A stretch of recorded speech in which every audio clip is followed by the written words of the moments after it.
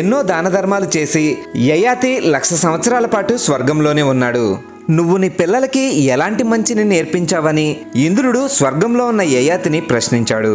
మనస్సుకు మంచి అనిపించింది ధర్మంగా ఉన్నది మాత్రమే మాట్లాడమని, అవసరంలో ఉన్నవాడికి సక్రమంగా ఉపయోగించేవాడికి మాత్రమే డబ్బు ఇవ్వమని, నిర్మలమైన మనస్సుతో గొప్ప వాళ్ళని అనుసరించమని తన పిల్లలకి నేర్పించానని యయాతి ఇంద్రుడికి బదులిచ్చాడు.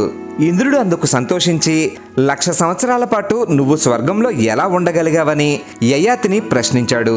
తాను చేసిన తపస్సుకి ఋషులు, మునులు, యక్షులు, గంధర్వులు, దేవతలు, కిన్నెర కింపురుషులు కూడా సాటిరారని యయాతి కాస్తంత గర్వంగా బదులిచ్చాడు.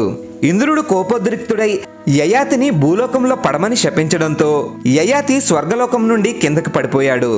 దాంతో గోరంత గర్వం కొండంత మంచితనాన్ని, ఎన్నో జన్మల తపస్సు ఫలితాన్ని నాశనం చేస్తుందని యయాతికి అర్థమైంది.